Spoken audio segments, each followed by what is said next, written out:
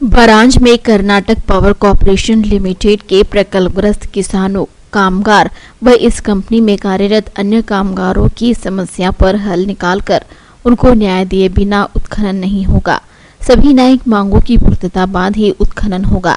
ऐसी भूमिका केंद्रीय रसायन व उर्वरक राज्य मंत्री हंसराज अहीर ने जिलाधिकारी कार्यालय में 3 अक्टूबर को बैठक दौरान दिए। केपीएल से जुड़े प्रकल्पग्रस्त व कामगारों की समस्या मार्ग लगाकर अंतिम हल निकालने के लिए केंद्रीय राज्य मंत्री हंसराज अहीर के निर्देशानुसार जिलाधिकारी डॉक्टर दीपक मैसेकर ने विशेष बैठक का आयोजन किया।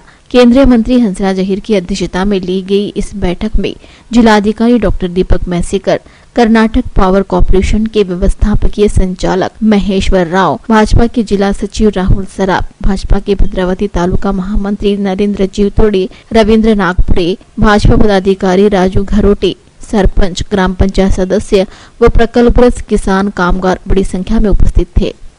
आजच्या बैठकीमध्ये कर्नाटक पॉवर कॉर्पोरेशनला जो ब्लॉक मिळालेला आहे कोल माइन्सचा, तो सध्या रद्द होऊन परत त्यांना मिळाल्यामुळे मायनिंगचं काम थांबलेलं आहे।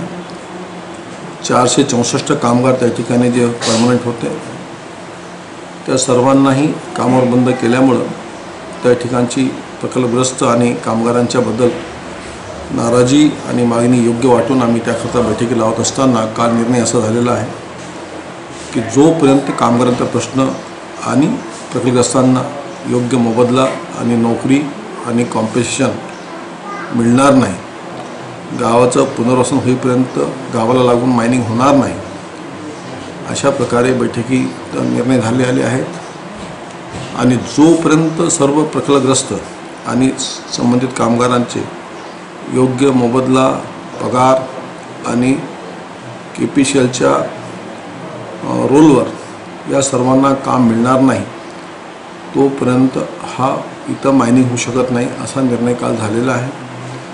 भविष्यामध्ये महाराष्ट्र गव्हर्नमेंट आणि कर्नाटक गव्हर्नमेंट यांची बैठक होईल आणि त्यामध्ये निर्णय होईल की या कामगारांना कोण अपॉइंटमेंट देईल। आणि त्या अपॉइंटमेंटचा फार महत्त्वाचा प्रश्न आहे। कोणीही कॉन्ट्रॅक्टर वर्कर म्हणून त्या ठिकाणी राहू शकत नाही, राहील तर कंपनीमधलेच केपीसीएलचे ते कामगार म्हणून काम करतील, कर्मचारी म्हणून काम करतील, अधिकारी म्हणून काम करतील, तोपर्यंत मायनिंग होऊ शकत नाही। हा निर्णय काल केपीसीएलचे एमडी महेश्वर राव आणि आपले चंद्रपूर जिल्ह्याचे जिल्हाधिकारी डॉक्टर महेशकर यांच्या समक्ष हा निर्णय झालेला आहे। आणि कोळशाची गरज असली तरीही सर्वात पहिली प्रायोरिटी शेतकरी आहे, ज्यांच्या जमिनीवर हा कोळशाचं खनन होत आहे, त्यांच्या तोंडाला पानं पुसून त्या ठिकाणी कोळसा खनन होणं हे आम्ही कधी सहन करू शकत नाही। आम्ही वर्षानुवर्ष पीएपीच्या प्रकल्पग्रस्तांचा प्रश्न आम्ही हाताळत आहोत, म्हणून यामध्ये प्रकल्पग्रस्त जिंकतील तोपर्यंत हा प्रकल्प सुरू होऊ शकत नाही, हा निर्णय झालेला आहे। थँक्यू।